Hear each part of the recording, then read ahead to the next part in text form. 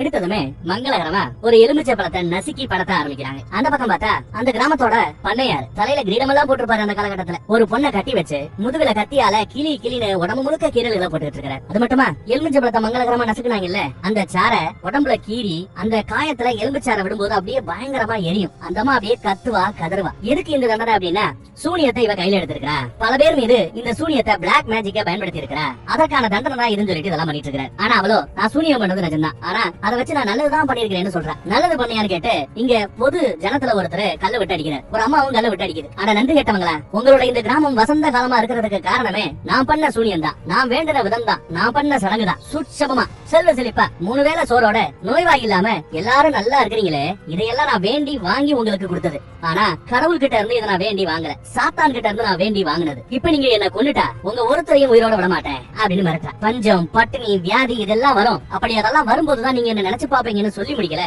அதுக்குள்ள எஜமானரு வெற்றா தலையன்னு சொல்ல ஒருத்தன் தலைய ஓங்கி ஒரு வெட்டு வெட்டான். ஒரே வெட்டுல தலை துண்டாகல, கழுத்துல பாதி வரைக்கும் தான் கத்தி உள்ள போயிருக்கு போல. எடுக்க கஷ்டப்பட்டு மறுபடியும் எடுத்து இன்னொரு வெட்டு வெட்டுவான் பாருங்க. தலை துண்டா போய் விழும். உடம்புல இருந்து ரத்தம் ஆறு மாதிரி கொப்பளிக்கும். தலை துண்டானாலும் கருவிழி சில வினாடிகள் அசையும். அதுக்கப்புறம் அவளோட உசுறு உடம்புலயும் சரி இந்த தலையிலையும் சரி வெட்டு பிரிஞ்சிருச்சு. கட் பண்ணா இப்போ சிட்டி பக்கம் ஒரு பொண்ணை காட்டுறாங்க. ஏதோ ஆர்டர் பண்ணி சாப்பிட்டு இருக்கா. இல்ல கொஞ்சம் ரைஸ் முட்டை இதெல்லாம் பார்சல் வாங்கிட்டு மார்க்கெட் பக்கத்துல இருந்து நடந்து போய்கிட்டு இருக்கா. திடீர்னு ஒருத்தன் பின்னாடி ஃபாலோ பண்றான், ஒருத்தன் முன்னாடி ஃபாலோ பண்றான். பொண்ணு கூட பார்க்காம ஒரு அரை ஒரு எத்து. உங்க அப்பா வாங்கின கடனுக்கு நீ தான் பொறுப்பு, நீ தான் கடன் அடைக்கணும். இன்னும் கடன் அடைக்காம என்னடி சுத்திட்டு இருக்கிறேன் அடி. ஏற்கனவே உன் பாஸ் கிட்ட நான் பேசிட்டேன், நான் டைம் கேட்டுக்கிறேன்னு கேட்க என் பாஸ் இப்போ மைண்ட மாத்திட்டாரு. இன்னைக்கு ராத்திரியே பணத்தை வசூல் பண்ண சொல்லிருக்காரு. மொத்த பணத்தையும் கொடுக்குறியா இல்ல உன்ன விலைக்கு வித்துறவா அப்படின்னு கேட்கிறார். எனக்கு ஒரு 3 நாள் டைம் கொடுக்க பண்ணா அதெல்லாம் டைம் முடியாதுங்கிறா. கழுத்தை பிடிக்க வருவான் பாருங்க. கீழே கிடந்த ஒரு பாட்டில உடைச்சு அந்த பிங்கான இந்த ரவுடிய கழுத்துல நல்லா அப்படியே அழுத்தி பிடிச்சுக்கிட்டாங்க. இவர் 3 நாள் டைம் கொடுத்தா கொடு, இல்ல மோதி பாப்போம்னா பாத்துப்பா அப்படின்னு பேச, என்னடி கழுத்துல பிங்கான வச்சா பயந்துருமா அப்படின்னு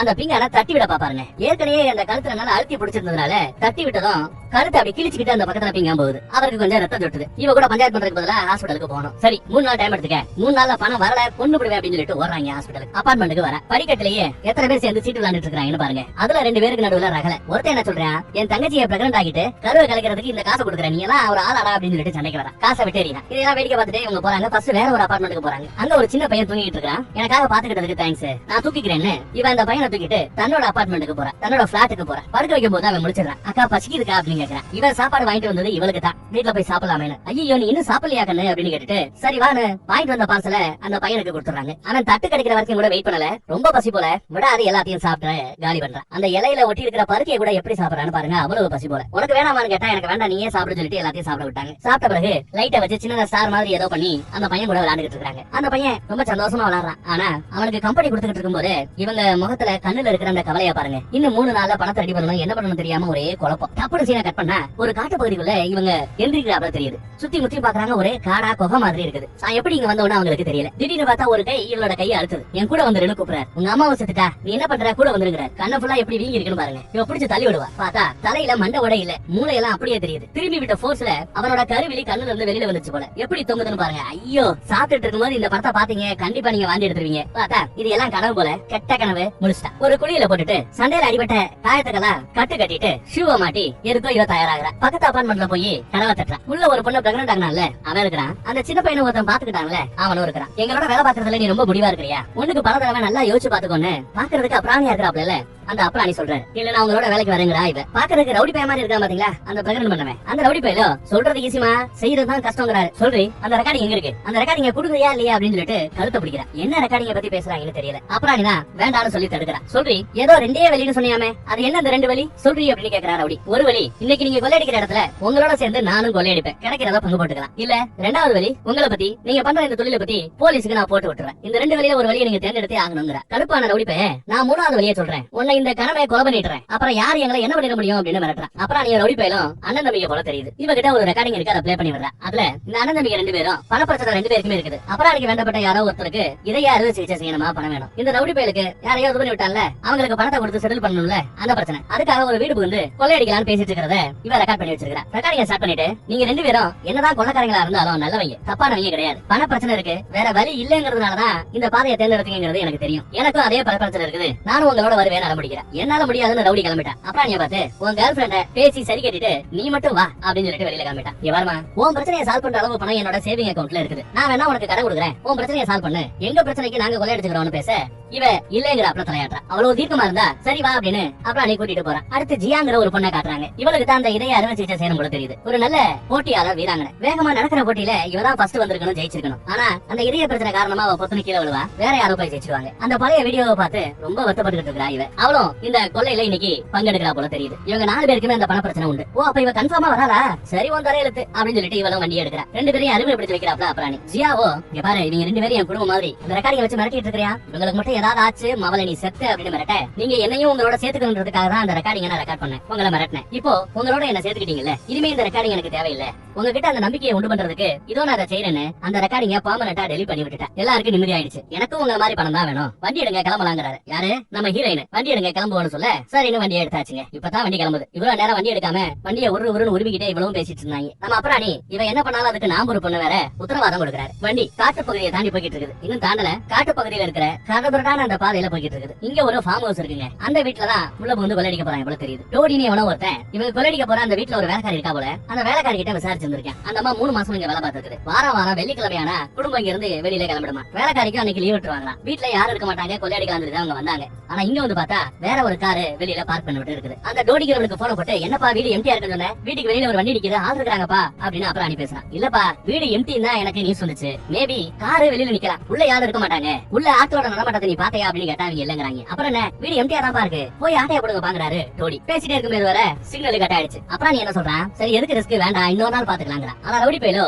ஜியாவுக்கு உடனே ஆபரேஷன் பண்ணி ஆகணும், அதெல்லாம் இன்னொரு நாள் பண்ண முடியாது, இன்னைக்கே ஆட்டைய போடுங்கிறாரு இவரு. ஜியா தான் வந்து சண்டையை நிப்பாட்டுறா. அதுக்குள்ள அவளுக்கு ஒரு மாதிரி நெஞ்சடைப்பு ஏற்படுது. கொஞ்சம் நார்மல் மோடுக்கு வந்துட்டா. என்ன ரொம்ப கத்த வைக்காதீங்கடா, எப்ப பார்த்தாலும் சண்டை போட்டுட்டு இருக்கீங்க. என்ன இது ஃபேமிலி, வாங்க நாங்க கூப்பிட்டு மறுபடியும் நீங்க 2 பேரும் சண்டை போடுறத பார்த்தேன், அவ்வளவுதான் பாத்துக்க. 2 பேரும் கை கொடுத்துக்கங்க அப்படின்னு 2 பேரையும் சமாதானம் பண்ணி வைக்கிறா. இருட்டுற வரைக்கும் காத்திருக்கலாமே முடிவு பண்ணி காத்திருக்காங்க. காருக்குள்ளேயே இவங்க காத்துட்டு இருக்கும்போது வழக்கம் போல நம்ம ஹீரோனுக்கு ஏதோ ஒரு கெட்ட கனவு வருது. இவங்க போய் மாட்டிக்கிறாப்ல. அலறி கட்டி எந்திரிப்பா. அந்த சத்தத்துக்கே நம்ம ஜியாவுக்கு நெஞ்சில வலி வராப்ல இருக்கும். பதட்டமானாலே அவன் நெஞ்ச பதறும். இந்த ஒரு சூழல்ல இவ கொள்ளையடிக்க வந்திருக்கா பாத்துக்கங்க. சரி வேலையை ஆரம்பிக்கலாம்னு சொல்லி எல்லாரும் லைட் பேசுறதுக்கு வாக்கி டாக்கி ஆளுக்கு ஒண்ணுன்னு 3 பேரை வச்சுக்கிட்டாங்க. ஆமா நம்ம ஹீரோனுக்கு அப்படின்னு கேப்பா. அவளுக்கு லைட்டும் கிடையாது, வாக்கி டாக்கியும் கிடையாது. உன் கூடயே அவளை பக்கத்துலயே வச்சுக்கோன்னு அப்படின்னு சொல்றா ஜியா. காம்பவுண்ட் மேல ஏறி எகிரி குதிச்சு உள்ள வந்துட்டாங்க. கத்திய சாதி துவாரத்துக்குள்ள விட்டு திறக்கணும்னு முயற்சி பண்ணுவான். கத்திய கீழே போட்டுருவான். இருட்டுல அதை தேடிக்கிட்டு இருப்பான். அதே சமயம் நம்ம ஹீரோயின் கதவு திறந்திருக்குப்பான்னு கைப்பிடி அமுக்க கதவு திறந்துச்சு. உள்ள வந்த பிறகு ரவுடி பைய அப்புறம் நீ ஹீரோயினிய நீங்க முத மாடியா பாத்துக்கங்க, நான் 2வது மாடிக்கு போறேன் அப்படின்னு சொல்லிட்டு படிக்கட்டுல மேல ஏற ஆரம்பிக்கிறாங்க. சாண்டிலிவர் லைட் அது மட்டும் தனியா ஆடுறாப்ல தெரியுது. பேக்ரவுண்ட் மியூசிக்ல பயமுறுத்துறாங்க நம்மள. ஹீரோயின் கையில ஒரு பைய கொடுத்துட்டு இங்க பாரு, நல்ல வேல்யூ இருக்கிற விலை மதிப்பு இருக்கிற ஏதாவது ஐட்டத்தை நீ எடுக்கணும். அந்த ஐட்டம் நிறைய இருந்துச்சுன்னா அதுல நீ ஒரு சில ஐட்டங்கள் எடுக்கும்போது அது தொலைஞ்சிருச்சு, திருடப்பட்டுருச்சு அப்படிங்கறதே அவங்களுக்கு தெரியாம இருக்கும். அந்த மாதிரி ஐட்டத்தை ஃபர்ஸ்ட் நீ தூக்கு சரியா அப்படின்னு சொல்லிட்டு பைய கொடுக்குறான். அவளும் மொபைல் வெளிச்சத்துல ஒரு ரூமுக்குள்ள போறா. டிராயரா ஓபன் பண்ணி பாக்குறான். இந்த பக்கம் அப்ராணியும் டிராயரா திறந்து பாக்குறான். பார்த்தா அப்ராணிக்கு ஜாக் பேட், பிராண்டட் வாட்ச் நிறைய இருக்குது. ரவுடி பையலுக்கும் ஜாக் பேட், நிறைய செம்பு காசு தங்க காசு எல்லாம் இருக்கும். எல்லாத்தையும் கொஞ்சம் கொஞ்சம் எடுத்து பைக்குள்ள போட்டுக்கிறான். அப்புறம் துணி அடுக்கி வச்சிருப்பாங்கல்ல அலமாரி, அந்த அலமாரியில பார்த்தா நிறைய பணக்கட்டுகள் கிடக்கும். செம குஷி ஆயிட்டாரு நம்ம அப்ராணி. அதே சமயம் ஹீரோயினோட அந்த ரூம் இருக்குல்ல, அதோட கதவு தானா மூடுது. மணி 12 ஆயிடுச்சு போல. டிங் டாங்னு பெல் அடிக்க ஆரம்பிக்குது. இங்க பவளத்திலேயே செய்யப்பட்ட வளையல் இருக்கும், மோதிரம் இருக்கும். ஏதாவது கொஞ்சம் ஐட்டத்தை மட்டும் தான் எடுக்க சொன்னா. இவளுக்கு நிறைய பண பிரச்சனை இருக்கிறதுனால எதையும் மிச்சம் வைக்காம மொத்தத்தையும் அள்ளி போட்டா. இவன் பணக்கட்டுகளை பாக்கணுமே சொல்லிட்டு துணியை விலைக்கு பார்த்தா உள்ள ஒரு தலை புழுமூச்சு போய் கிடக்கும். அப்படியே பயந்து போய் பொத்து விழுவான். அடுத்த செகண்ட் லைட் அடிச்சு பார்த்தா அந்த மாதிரி தலை எதுவும் அதுல இல்ல. இவன ஒருத்தன் படிக்கட்டுல இறங்குறாப்ல தெரியுது. ஹீரோயின் ஃபாலோ பண்ணிட்டே அப்படியே பின்னாடி போறான். அந்த பக்கம் என்ன பண்ற அப்படின்னு கேட்டுட்டு இவனும் பின்னாடி வந்து நிக்கிறான். பார்த்தா அண்டர் கிரவுண்டுக்கு போற ஒரு டோர் இருக்குது. உள்ள இருந்து ஏதோ நாத்து அடிக்குது போல. உள்ள போக வேண்டாங்கிறான் அப்ராணி. இவ பேச்ச கேட்காம உள்ள போறான். ரவுடி பைய கண்ணாடியில போய் நிப்பான். அவன் வயிறு மட்டும் பிரெக்னன்ட் ஆன ஒரு பொண்ணோட வயிறு மாதிரி வீங்கி தெரியும். என்னடா அதுன்னு பாத்துக்கிட்டு இருக்கும்போது திடீர்னு கையெல்லாம் பார்த்து பயந்து போய் கீழே விழுவான். அடுத்து வயிற்றுக்குள்ள இருக்கிற குழந்தை வெளியில வராப்ல தெரியும். பார்த்தா இது எல்லாமே பிரம்ம. கீழே அண்டர் கிரவுண்ட்ல வந்து பார்த்தா ஒரு 3 பாடி கிடக்குறாப்ல இருக்குது. ஆனா பாடி அசையுது. காப்பாத்துங்கன்னு கெஞ்சுறாங்க ஒரு அம்மா. உடனே காப்பாத்துறதுக்காக அவன் பக்கத்துல போக பாருங்க. சுத்தி ஆணி அப்படி செங்குத்தா நிக்க வச்சுட்டு இருக்கோம். அந்த ஆணில அவன் மிதிச்சிடறான். கால்ல ஆணி குத்திருச்சு. வெளியில கார்லயே உட்கார்ந்து இருக்க ஜியாவுக்கு வாக்கி டாக்கில பேசுறான். காரை ரெடியா வச்சிரு, ஒரு பிரச்சனை, வண்டி ரெடியா இருக்கட்டும்னு சொல்றான். என்னாச்சுமா உனக்கு, யாருமா அப்படி பண்ணான்னு கேட்டா அவங்க என்ன பலியிட பாத்தாங்கன்னு இந்த அம்மா பேசுது. ஆமா அவங்க என்ன யாருன்னு கேட்டா அவ சொல்ல மாட்டேங்கிறான். சரி கையில போட்டுக்கிற அந்த கட்டை உட்கார்ந்து பார்த்தா கயத்து கட்டு தான் போட்டுக்கிறாங்க. ஆனா அந்த கயிறே பயங்கர சூடா இருக்கு. இவன் கையில எல்லாம் அந்த சூட்டோட தலை விழுகுது. என்ன விட்டு விட்டு போயிடாதீங்க, என்ன காப்பாத்துங்கன்னு அவ கத்துறா. அந்த கயிறு ஏதோ மந்திர கயிறு மாதிரி இருக்கு. கைகளால அவுக்க முடியல, சூடா வேற இருக்குது. இவரு கோடாரி எடுத்துட்டு வந்து கை கட்டையும் கால் கட்டையும் கட் பண்ணி விடுறா. அவளை உப்பு முட்டை மாதிரி மேல தூக்கி போட்டுட்டு அவளை காப்பாத்துறதுக்காக குடுகுடுன்னு ஓடியாராது இந்த அப்ராணி. ஹீரோயின் ஓடியாந்து கதவை திறக்கிறாங்க. பார்த்தா கதவு இருந்த இடத்துல இப்போ ஒரு பெரிய சுவர் இருக்குது. இன்னொரு பக்கம் போலாமேன்னு அந்த ரவுடி பையன் முயற்சி பண்ணுவான். அங்கேயும் ஒரு கதவுக்கு பதிலா சுவர் தான் இருக்குது. என்ன பண்ணணும் தெரியாம பைத்தியம் பிடிச்சாப்ல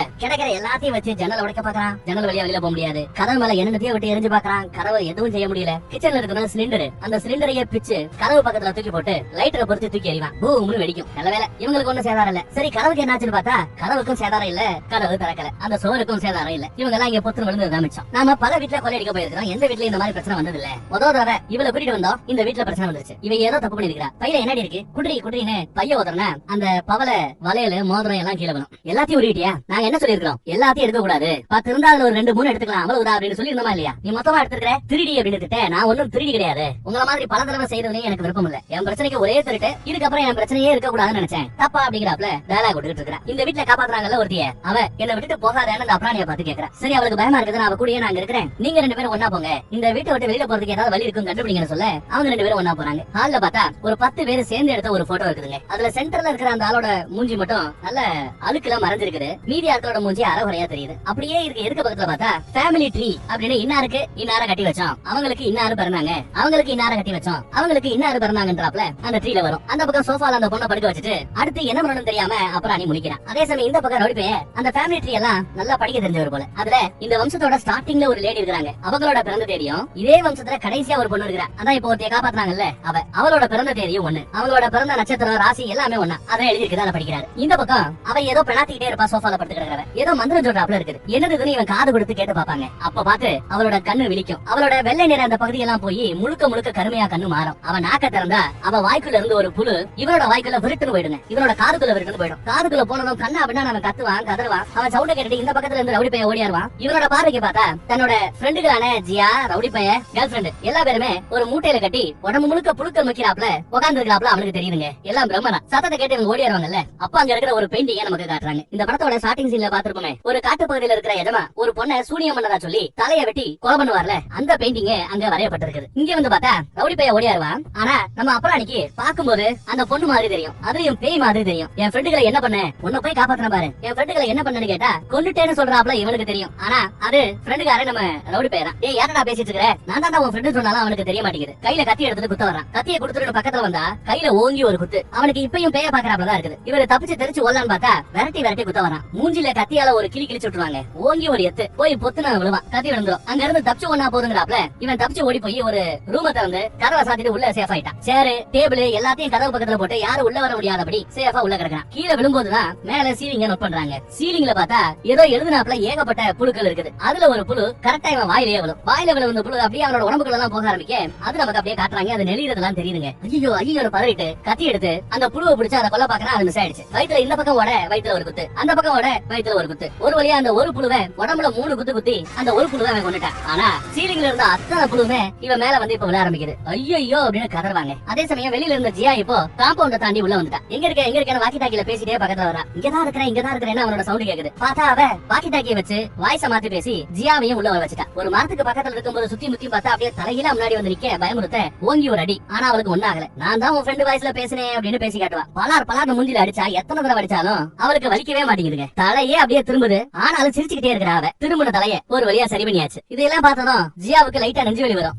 ஓடாதன்னு பேய் சொல்ல இவ ஓட ஆரம்பிப்பா. இவ ஓட ஆரம்பிச்சாலே இதயம் படபடக்க ஆரம்பிச்சிடும், வேகமா துடிக்க ஆரம்பிச்சிடும், நெஞ்சு வலி கூடும். அதேதான் நடக்குது. அன்னைக்கு ஓட்ட போட்டியில எப்படி விழுந்தாலும் அதே மாதிரி இப்பயும் விழுகிறா. ஆனா கையில போன் எடுத்து யாருக்கோ கால் பண்ணவா ஏதோ முயற்சி பண்றா. தான் விழுகிற அந்த தருவாயில என்ன மன்னிச்சிருன்னு மட்டும் சொல்லிட்டு அப்படியே மயங்கிடுறா. செத்துட்டாரா இல்ல மயக்கமா கிளாரிட்டி இல்ல. இவ சொன்ன கடைசி வார்த்தை என்ன மன்னிச்சிருங்க, உங்க எல்லாருக்கும் என்னால உதவி செய்ய முடியல, இதுதான் அவ சொன்ன கடைசி வார்த்தை. அந்த ஓட்ட போட்டியா நினைச்சு பாக்குறா. மறுபடியும் அதே மாதிரி தோல்வியான்னு ஒரு மாதிரி படுத்து கிடக்குறா. இந்த பக்கம் நம்ம ஹீரோயினும் வீடு முழுக்க லைட் எல்லாம் போட்டு சுத்தி பாத்துட்டு இருக்கா. வெறும் பொம்மைகளா கிடக்கும். அப்ப சீலிங்ல இருந்து ஒரு புழு விழுந்து அவளோட சட்டையில அப்படியே அவ கழுத்து பகுதிக்கு போகுது. அவ சட்டைக்குள்ள போயிடுச்சு. அந்த புழுனால இவளுக்கு என்ன பாதிப்பு வரப்போகுதோ தெரியல. இந்த பக்கம் டம்னு ஒரு சத்தம் கேட்டுட்டே இருக்குது. சத்தம் வந்த தசை பக்கம் போய் பார்த்தா ஒரு சின்ன பையன் செவத்துல போய் முட்டிக்கிட்டு இருக்கிறான். நீ என்னடா இங்க பண்ணிட்டு இருக்கிற அப்படின்னு கேட்க புத்தகத்தை வச்சு புக்கா இல்ல பேப்பர் எடுத்து நீட்டுறேன். இன்னும் மூஞ்சி அவ பாக்கல. அந்த பேப்பர்ல என்ன போட்டிருக்குன்னா ஒரு கொடூரமான விபத்துல நடந்ததா போட்டிருக்குது. அந்த பேப்பரை கீழே இறக்குன அந்த பையனை காணோம். திரும்பினா ஒரு பொம்மை, பின்னாடி திரும்பினா இன்னொருத்தர் இந்த பொண்ணோட பேரை சொல்லிட்டு என் கூட வந்துருன்னு கூப்பிடுறாரு. ஓடு தெரிச்சு ஓடுன்னு இவ ஓடுறான். ஒரு ரூமோட கதவை போய் சாத்திக்கிறா. அப்புறம் ஒரு சீனை சொல்ல மறந்துட்டேன். கீழே அந்த பேய் படுத்து கிடந்துச்சுல, கை கட்டு கால் கட்டெல்லாம் அவுத்துட்டாங்கல்ல, அப்படி அவளை காப்பாத்தணும் வெளியில தூக்கிட்டு போகும்போது அதே ரூமுக்கு பக்கத்து ரூம்ல இன்னொருத்தவர் விழுந்து கிடப்பார். அவரோட கையோட அசைவை நமக்கு காட்டினாங்க. அவர் தான் இப்போ இவங்க ரூம்ல விழுந்து கிடக்கிறவங்கள இழுத்து கொண்டு வந்து ஹால்ல படுக்க போறான். அவர் சுருக்கு பையில இருந்து விபூதி எடுத்து நம்ம அப்ராணியுடைய நெத்தியில வச்சு ஒரு மந்திரத்தை சொல்லி விபூதி அடிக்கிறார். அதே மாதிரி இன்னொருத்தவனுக்கும் பண்ணுவார். அப்படி செஞ்சதுமே உடம்புக்குள்ள போன அந்த புழுக்கள் எல்லாம் வெளியில வர ஆரம்பிக்குது. எல்லாத்தையும் நசிக்க சாடிக்கிறார் இவர். உங்க 2 பேரையும் ஒரு சாபத்துல இருந்து நான் இப்ப விடுவித்து இருக்கிறேன். இந்த சாபம் யார் மேல விழுதோ அவங்க பைத்தியம் ஆயிடுவாங்க. இப்போதைக்கு நீங்க வெளியில வந்துட்டீங்க, அமைதியா இருங்க அப்படின்னு சொல்றாப்ல. நகர வேண்டாம், இப்ப நகர முயற்சி பண்ணா விழுந்துருவீங்கன்னு சொல்லி முடிக்கல. அதுக்குள்ள அப்புறம் அப்ராணி நகர்ந்து வந்து பொத்துன்னு விழுகிறா. இவர் காப்பாத்தி இருக்கிறது நம்ம அப்ராணியையும் ஹீரோயினையும். யாரோட சாபம் இது? மீடியனோட சாபம் அப்படின்னு சொல்றாரு. பிளாக் மேஜிக் சூனியம் இதுல எல்லாம் நம்பிக்கை இல்லங்கறாப்ல. இப்போ உங்ககிட்ட ஒரு கேள்வி கேட்கணும். எதுக்கு அந்த பொண்ணை அங்க இருந்து தூக்குனீங்க அப்படின்னு கேக்குறாரு. யார் நீங்கன்னு கேட்டா நாங்கெல்லாம் இதுக்கு சம்பந்தம் இல்லாதவங்கங்கறா இவன். இல்ல நீ சாராப்போட பேரன் தானே அப்படின்னு கரெக்டா அவர் சொல்றாப்ல. சாராபா அது யாருனே தெரியாதுன்னு இவன் சொல்றான். இங்க வந்து சூனியகத்துக்கு வந்தவனா அப்படின்னு கேட்டா இல்லையா நீ என்ன சொல்றேன்னு எனக்கு புரியலையா அப்படிங்கறா இவன். நாங்க ஜஸ்ட் திருடங்க, இங்க பணத்தை திருடுறதுக்கு தான் வந்தோம்னு கடைசியா உண்மையை சொல்லிடுறாங்க. யார நீங்க தப்பிக்க விட்டீங்களோ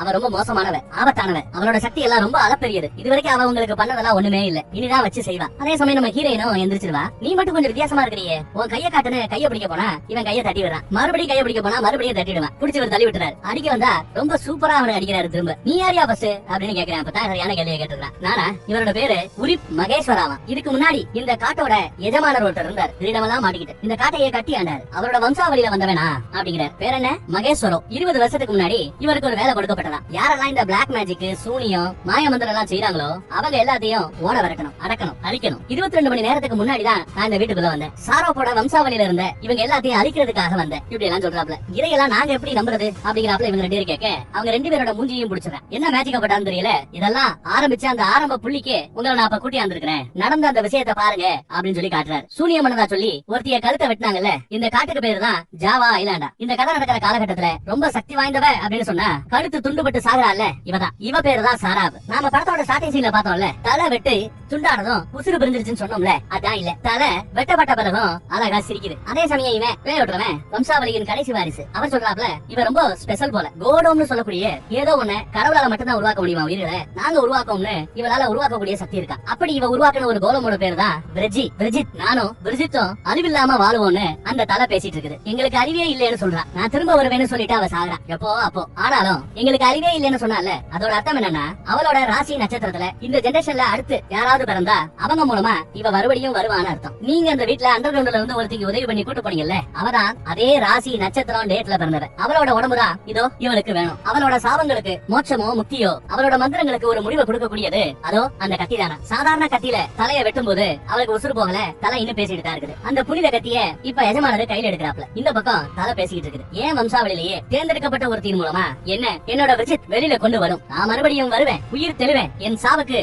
பழி வாங்குவேன், என்ன அழிச்ச இந்த மனுஷ பயிலுங்க நான் விட மாட்டேன், எல்லா மனுஷங்களும் சாக வேண்டியவங்க தான் அப்படின்னு கத்திக்கிட்டு இருப்பான். எஜமானரோ அந்த புனித கத்தியால தலையோட பின்பக்கத்துல இருந்து முன்பக்கத்துல ஒரு சொருக அடுத்த கணம் அந்த தலை அப்படியே பொசுங்கி போகுது. அதோட வாயில இருந்து வெளியில வந்த 1-2 புழுக்கள் உட்பட எல்லாமே பொசுங்கி போகுது. இப்படித்தான் அவ இறந்தா. அவளோட வம்சாவளியில கரெக்டா அந்த ராசி நட்சத்திரத்தோட ஒருத்தி பிறந்ததும் அவளை வச்சுட்டு தலை வெட்டப்பட்டு ஒருத்தி செத்தா இல்லையா, அவளை மறுபடியும் இந்த உடம்புல இறக்குறதுக்கான சடங்கெல்லாம் நடந்துகிட்டு இருக்கும் போதுதான் நம்ம மகேஸ்வரம் அங்க வந்து நிப்பாரு. நீதான் என் வம்சத்தையே கருவருக்கு வந்தவனான்னு சொல்லிட்டு அவங்க இவங்களோட சண்டை போட வருவாங்க. ஆனா நம்ம சும்மா தாறுமாறா சண்டை போறாரு. மேட்ரிக்ஸ் படத்துல ஹீரோ சண்டை போடுவாங்க பாத்தீங்களா, கிட்டத்தட்ட அந்த ரேஞ்சுக்கு சண்டை போடுறாப்ல. எல்லா பேரையும் கோடாரியால வெட்டி கிழிக்கிறார். கடைசியா ஒரு லேடி வருவா, அவளை கொல்ல வேண்டாம்னு பாப்பாரு. ஆனா மதிக்காம அரைவா, கழுத்தை பிடிச்சு நெரிக்க பாப்பா. இவர் குறுக்கால கோடாரிய விட வந்து மோதிரவன் அப்படியே விழுந்துட்டான். அந்த பொண்ணு கீழே விழுகிற இதை பார்த்துட்டு அம்மா அப்படின்னு கூப்பிட்டுட்டு அதுவும் வாங்கி விழுந்துருது. தன்னோட மந்திர கைத்தால அந்த பொண்ணோட கைகளை மகேஸ்வரம் தான் கட்டி போடுவாப்ல. அப்புறம் ஆணியால சுத்தி ஒரு வட்டத்தை உருவாக்குறாரு. அதே சமயம் தப்புன்னு முடிச்சவ மகேஸ்வரோட கழுத்தை ஒரு பிடி பிடிப்பா. அவரு ஆணிய போட்டு ஒரு அழுத்துறாரு. கொஞ்ச நேரத்துல அவ மயங்கி போயிடுறா. கழுத்தை பிடிச்சு நெரிச்சு அந்த நெருப்புல